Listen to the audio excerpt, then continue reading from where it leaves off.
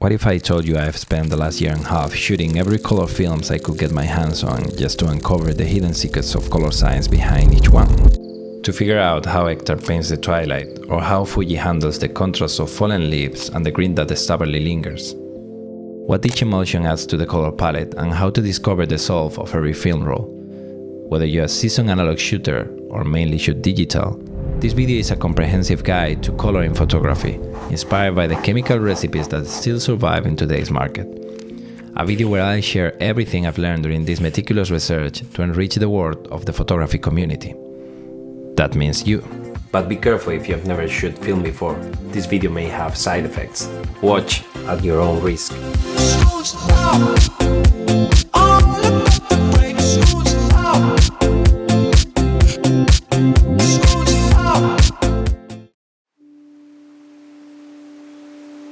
Mastering color is one of the fundamental pillars of photography. Shaping the light spectrum and adapting it to our photography vision is no easy task, but it's essential for developing your own style. Many overlook it. But this is where a big part of an image soul lives. 2 years ago, I started searching for new sources of inspiration and dove headfirst into the world of analog photography. I haven't looked back since. I began a research project focused on characterizing the color profiles of most widely available emulsions on the market today, with one clear goal: to bring that chromatic richness into my own photography, whether shot on film or digitally. This video is the result of that project, a collection of everything that I have learned so that anyone can find inspiration and maybe even get lost in this fascinating journey. The technology that made color photography possible was developed during the 1860s. In a curious case of intellectual convergence, no fewer than 3 researchers independently reached nearly identical conclusions on how to tackle the problems without any known exchange of ideas. James Clerk Maxwell in 1861, Charles Cross in 1867, and Louis Ducos d'Oiron in 1869. All of them were likely drawing from the trichromatic theory proposed by Young and Helmholtz a decade earlier. This theory hypothesized that color vision is synthesized through 3 types of photoreceptors, something that interestingly enough wouldn't be proven for another 100 years. The 3 scientists concluded that superimposing 3 exposures, each sensitized for a different primary color, though they didn't quite agree on which ones, and able to produce a negative inversion, would allow a color image to be generated. And they were right. But what they didn't yet know was that a key piece of the puzzle was still missing. By the 1860s, photography had already been around for 30 years. However, silver-based photographic plates were not sensitive to the full light spectrum. They excluded the longer, less energetic wavelengths, starting with green and continuing through orange to red. While this wasn't a problem for black and white photography, it made accurate color rendering impossible. In 1873, Hermann Wilhelm Vogel discovered that certain dyes, like anilines, allow energy transfer from these longer wavelengths. This meant that protons from the red end of the spectrum could now excite silver crystals and cause their precipitation. This discovery led to the development of panchromatic film, which gradually replaced older orthochromatic emulsions and was essential for the advancement of color film. Numerous methods were explored to achieve color photography, both direct and indirect. Among them, the autochrome plate, invented by the Lumiere brothers, stands out. This whole methodology is beautifully documented in the book Photography of Colors, written in 1912 by the renowned scientist and Nobel laureate Santiago Ramón y Cajal. The book not only lays out the theoretical concepts, but true to his scientific nature, Cajal also included detailed lab protocols for creating each emulsion by hand. Still, it wasn't until 1936 that modern color film as we know it was finally developed, a system that will be refined and diversified throughout the 20th century. Many recipes will emerge, but all of them built upon the chromogenic color development process pioneered by AXFA's Alpha Color Neo.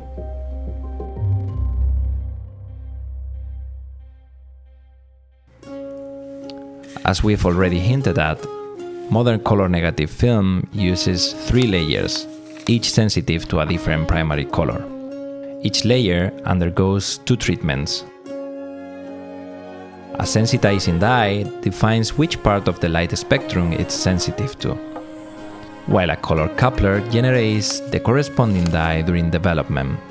From top to bottom, the layers are arranged as follows: a blue sensitive layer with a yellow dye coupler, a green sensitive layer with a magenta dye coupler, and a red sensitive layer with a cyan dye coupler. Each layer subtracts its specific portion of the spectrum, from short to long wavelengths, and generates the complementary dye. This allows the negative to encode both luminance and chrominance, which can later be inverted during printing or scanning. Though we won't go too deep here, modern film stock can have up to 20 different layers, which serve additional purposes such as UV filtering, anti-halation, protection, and more. Before we get into it, I want to address something important. When we talk about the color of each commercial film stock, it's tempting to think that the film recipe is the ultimate determining factor. The color we see in a photo is not the direct or automatic result of the film that we use.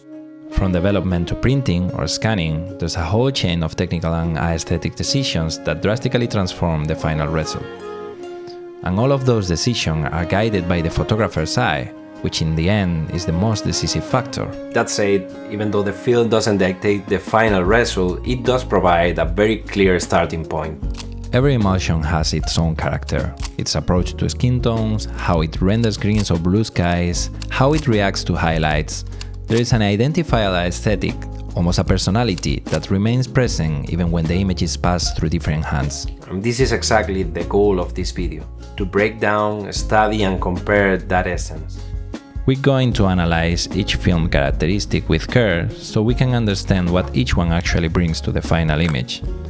Because only by understanding these nuances can we make informed decisions, like choosing the right film for a subject or deciding how to grade our photos.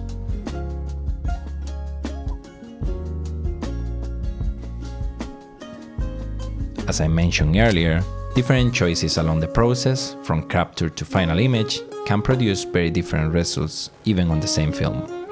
So, to accurately compare different film stocks, it's essential to standardize the workflow. That way, the only variable left is the film itself. Here's how I did it. So, we use a Spider Checker 24 color chart for reference. This chart offers known consistent colors to assess how accurately each film reproduced them.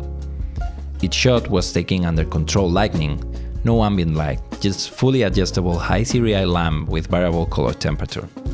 All shots were taken with the same camera, the same lens, a Nikkor 50mm f1.8 at a constant aperture of f2.8, adjusting only the shutter speed to expose correctly based on each film's sensitivity. I even bracket one stop for safety. Development was done by the lovely team of Sol Lab, a shout out for them. Scanning was done at home with the Baloy EC35 paired with my Nikon Z6 and a Nikkor 55mm macro at f8. The same color temperature was used for both the light source and the camera's white balance. In most cases, exposure didn't need adjusting at this stage. After scanning and inverting the negatives... What? That's right. The colors you see initially are nowhere near the final look. Each film behaves differently. You have to balance the luminance of each layer. We could compare them at this point, but it wouldn't be very useful for analyzing the final colors. Therefore, we're going to proceed to balance all the films following the same procedure. So here's what I did. I normalized the images using the grayscale included on the color chart. I applied linear stretching, no contrast curves, ensuring that RGB channels hit the same values at 10% black and 90% white. This maintains each film color tendencies while equalizing brightness, which will finally allow the comparison.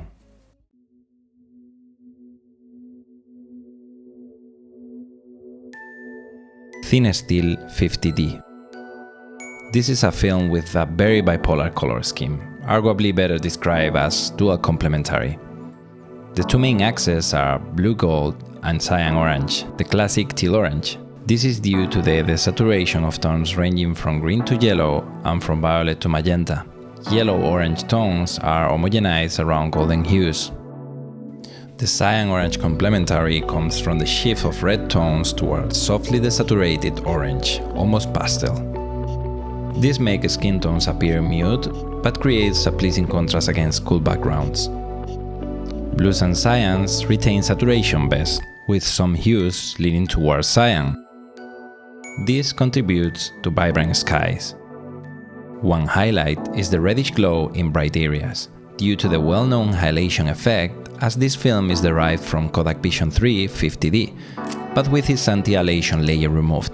With very fine grain and a strong detail, its softness is a result of the diffuse halos. It's a film with a bold personality, with a relatively low color accuracy and medium saturation. It shines when the sky takes center stage. In my opinion, it's not the best for landscape overall, but it excels in golden hours and blue hour shots. Kodak Ektar 100. Part of Kodak's professional lineup, Ektar 100 features a dual complementary color structure, once again dominated by blue, slightly leaning towards cyan, and balanced by golds and reds, which tend to shift toward orange. This red shift results in orange-tinged skin tones, making it less ideal for portraits. In general, this film desaturates many hues, including red, but does so evenly and with high color accuracy, resulting in a very balanced look. Greens also show a slight shift toward yellow. The desaturation of purples and magentas pushes them into pastel territory, which can look beautiful in blue hour photography right after sunset. It has fine grain and excellent detail. Its wide dynamic range makes it suitable for both soft scenes and high contrast environments. Film 100. Film 100 is a rather unique stock with a strong personality. Its color scheme shows moderate desaturation, especially in yellows, golds, and olive-like greens, standing in contrast to most Kodak films, which often oversaturate these hues. In contrast, pure greens increase in saturation and shift toward cooler, more watery cyan-like tones. Reds are the main protagonists in this film's color palette. With a subtle shift toward magenta, their saturation remains high, standing out strongly thanks to the desaturation of neighboring tones such as oranges and yellows, which allows them to dominate the image without interference. This prominence is balanced by the presence of cool greens and uniform blues with a slight cyan tendency. The result is a palette based on a split complementary scheme, achieving visual balance through the contrast between the dominant reds and the cooler tones, though with an overall bias toward the cool side. One of the most remarkable aspects of this film is its ability to render magentas and violet with great tonal richness, a region of the color spectrum that, along with certain shades of green, is often poorly represented in most photographic emulsions. The shift of the purest greens towards cyan, combined with the desaturation of the more yellowish tones, creates a tonal gap that enhances the contrast between these ranges. This effect is particularly aesthetic in vegetation photography, with a wide variety of hues adding depth and visual richness.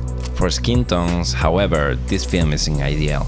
The desaturation of yellows and oranges can lead to overly pink results, sometimes flattering, sometimes not, depending on the lighting. With fine grain, wide dynamic range and solid contrast, Film 100 delivers rich detailed images and complex multipolar color response. It is specifically suited for daytime photography, landscape or street. Sunsets, in particular, get a lovely pink hue that contrasts beautifully with blue skies. Kodak ProImage 100.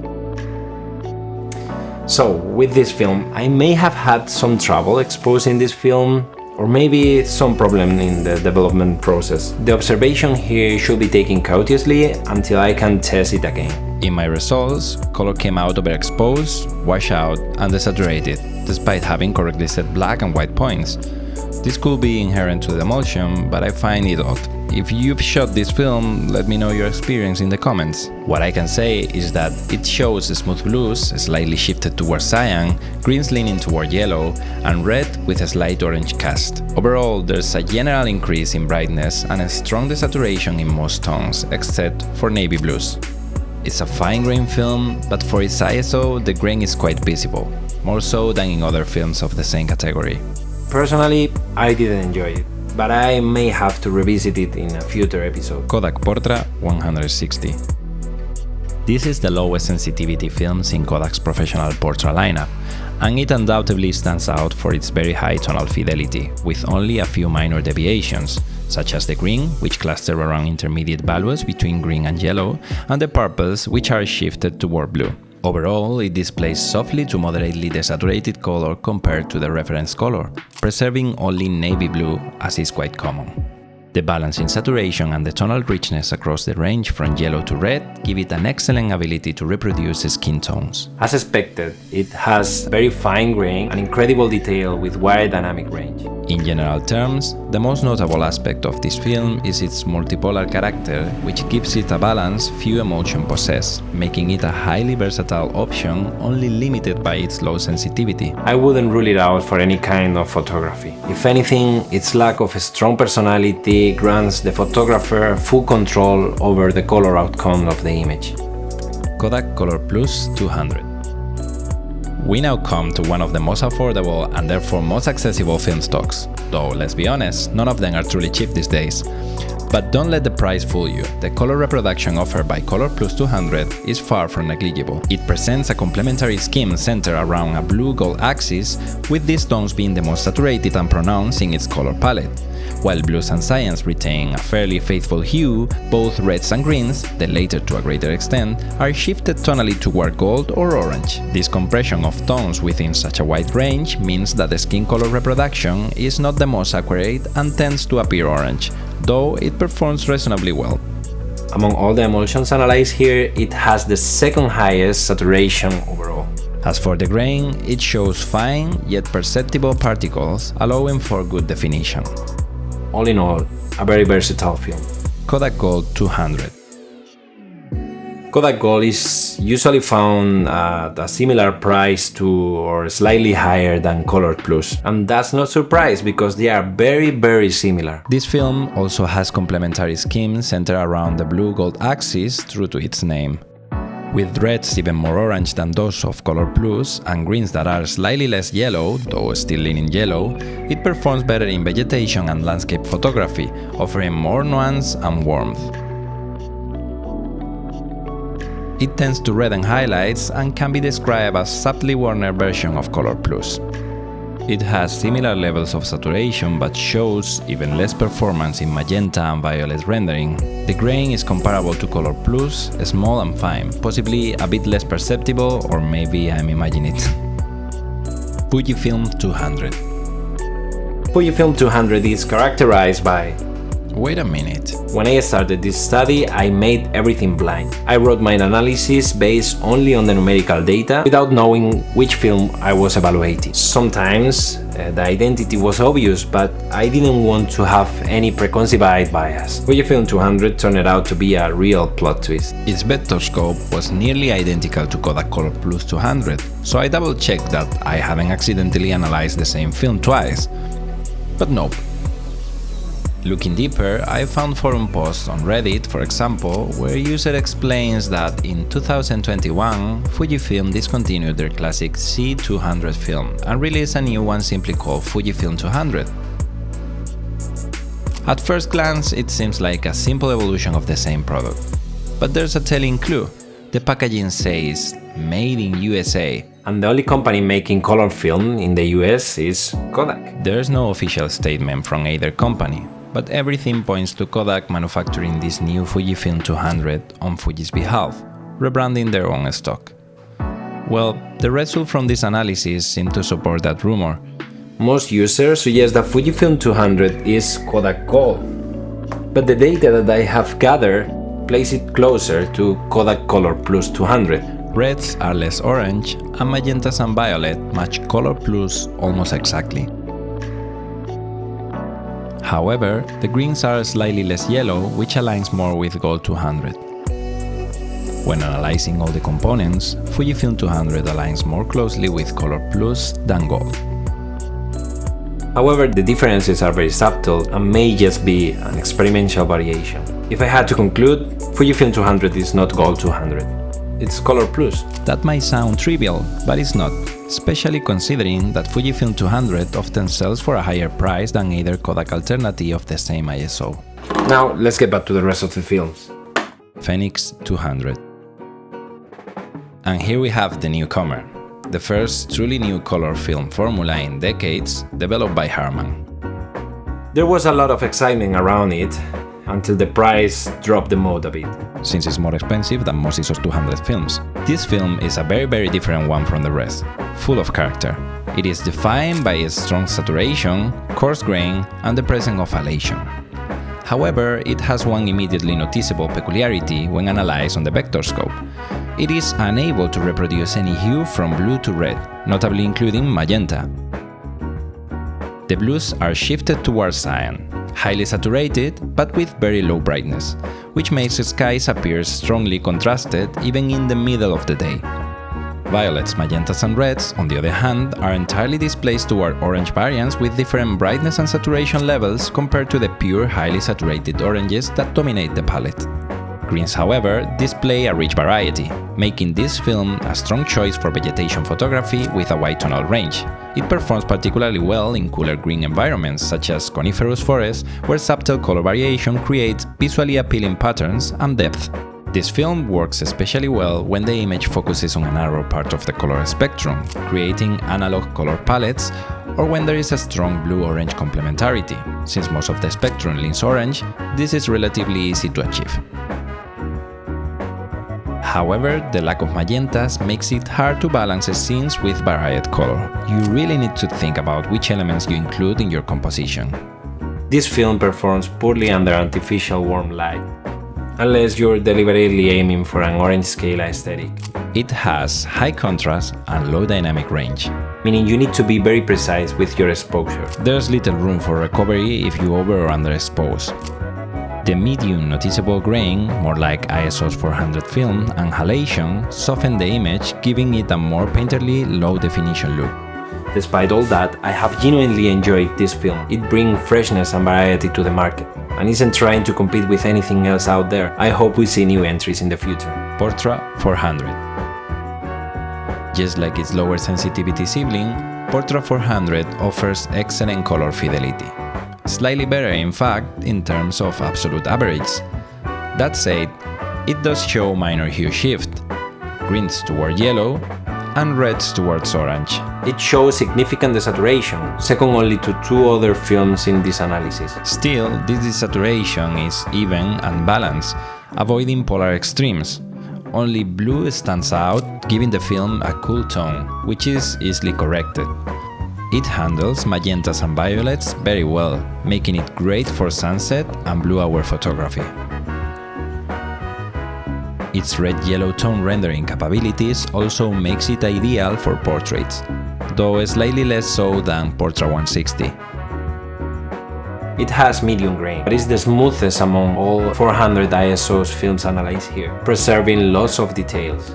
Similarly to Portra 160, Portra 400 is a very well-balanced film that does not impose any particular hue or tonal bias, allowing the photographer to define the final aesthetic through printing or digital processing choices. It's an excellent all-around film for those wanting full creative control. Kodak UltraMax 400. Okay, so UltraMax 400 was a genuine surprise. It turned out to be the most saturated and the most accurate film in this analysis. The only noticeable shift is a slight lean of violets toward blue. Its name, UltraMax, might as well reference ultramarine blue, as this film exceeds the reference saturation in hues from blue to cyan. Still, it's very well balanced. Despite showing a slight blue-gold polarity, common in Kodak emulsions, it remains multipolar in behavior. With medium, noticeable, but soft-looking grain, it preserves good detail and is fast enough for handheld shooting in many conditions thanks to its ISO 400 speed. This is a colorful all-terrain film that handles everything well, from skin tones to the full spectrum of nature. Lomography Color 400. This is another highly saturated film, though in this case with a more polarized chromatic distribution that, as in many others, tends to organize itself along the blue-gold axis. Again, some speculate that Color 400 is actually Kodak's UltraMax 400 rebranded. However, a side-by-side comparison suggests otherwise. Color 400 shows a shift of greens toward yellowish tones and a slight tilt of reds toward orange. In addition, both greens and reds display somewhat restrained saturation. Thus, although it is a highly saturated film overall, it exhibits notable differences compared to UltraMax. It is slightly a modified version of the latter, though this remains speculative. It offers strong contrast and vibrant colors, making it a great choice for landscape, portrait, or street photography, although skin tones tend to go slightly orange. It has medium grain, comparable to other ISO 400 such as UltraMax or Portra, and maintains fine detail. LomoChrome Color 92. LomoChrome 92 is another ISO 400 film, but with a very distinctive character. A quick glance at the vector scopes shows it clearly. Very saturated and uniform blues, faithful greens, yellows and red that lean slightly orange, and cool shifted violets and magentas. In general, the colors appear somewhat mute and low in saturation. Since blues are the only strongly saturated tones, the palette leans toward the cool dominance, something that can be corrected in post-production. The most fitting chromatic scheme will be a split complementary one, where yellowish greens, yellows, orange, and reds acts as a counterbalance to the uniform blue tones. It has significantly coarser grain, reducing detail and giving a softer, more painterly look. Since landscape is my favorite genre, I tested it in the Pyrenees, but I feel this film may be more suitable for street photography. Still, I have another roll in the fridge, and knowing me, I'll probably take it back to the mountains. I think it could shine under different lighting conditions. It's a bold film that leaves no one different. CineStill 800T. Well, Candido 800T. Candido and CineStill film 800T are both based in the same motion picture film, Kodak Vision 500T, originally balanced for tungsten light. This causes an immediate color shift when shot under natural light or fluorescent light. In this context, green shift noticeable towards cyan, producing aqua or teal hues. Blues and violets follow the same trend, leaning towards cyan as well. Reds, meanwhile, become more intense and take on orange undertones with a high degree of saturation. This shift in both greens and reds creates a certain complementarity balance, resulting in a particularly appealing color palette when both tones dominate the scene. Additionally, since the anti-halation layer present in the cinematic version has been removed, this film produces a characteristic halation effect in the highlights. This effect, seen as a reddish orange glow around bright areas, contributes to a surreal or dreamlike atmosphere. Despite its high sensitivity, it features a surprisingly fine medium grain, allowing for a good definition without losing character. It is a film with a wide dynamic range and a vibrant, selectively saturated color palette. Though designed for nighttime urban photography, it can also work well in daylight or other settings, especially with white balance correction in post.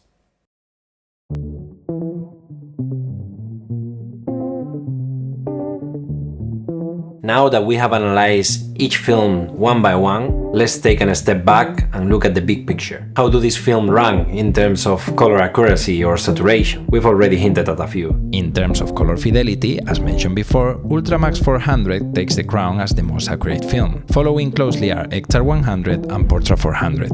On the opposite end, Fenix 200, Candido 800T and CineStill 50D are the farthest from original hues, offering more interpretative stylized renderings. Most films show only gradual drops in fidelity, but Candido and Fenix exhibit a sharper decline.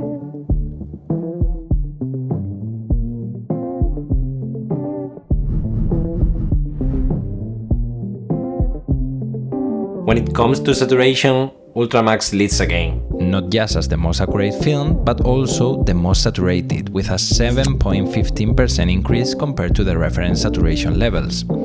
In second and third place are ColorPlus 200 and Lomography Color 400, both with difference of around 8 and 8.2%. On the other side of the spectrum, the least saturated films are LomoChrome 92, Portra 400 and Fenix 200, with average drops of 21, 18 and 16% respectively.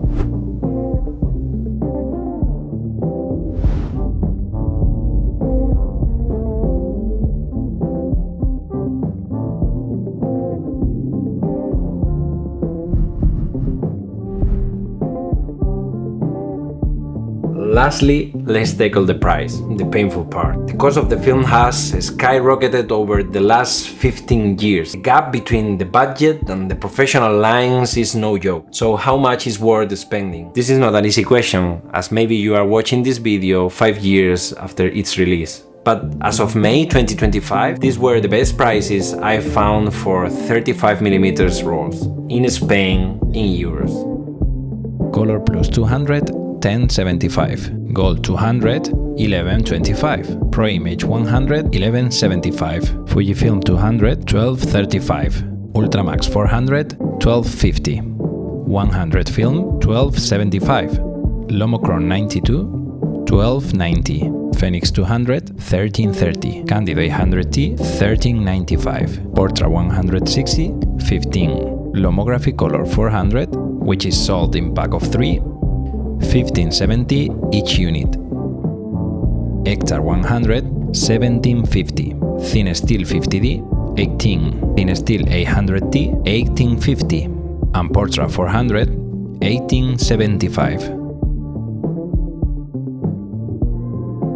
If you are like me and you are into landscape photography, I'd recommend Gold, UltraMax, Portra 160, Lomography Color 400, and Ektar. There is a wide price here, so let's break down my thought process. If you want to spend less, Gold 200 is great value, but for just a bit more you have UltraMax 400, which is more versatile, and 100 film offering something more daring. If budget isn't a big issue, Portra 160 will be my top choice, with Lomography Color 400 as a higher sensitivity alternative and Ektar for a more distinctive look and ultra fine grain. If you're looking for films that render skin tones for portraits, I'd suggest UltraMax, both Portras and Ektar. However, if you are on a tight budget, Gold 200 and ColorPlus will work okay.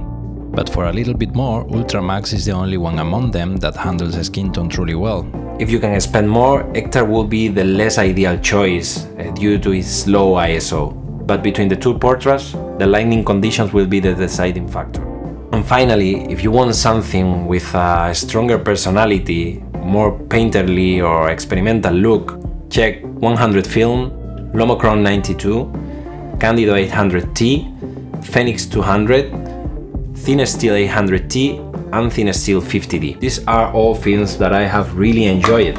Some of them, like Phoenix or 100 film, are among my most used rolls.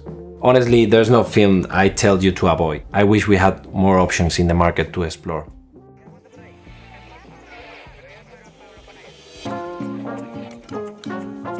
If you paid attention to the color values when I discuss each emulsion, you already have a solid starting point to create your own presets. But I've taken it a step further. I have used the raw numerical data from this research to create a Lightroom preset pack that gets as close as possible to each film's real look.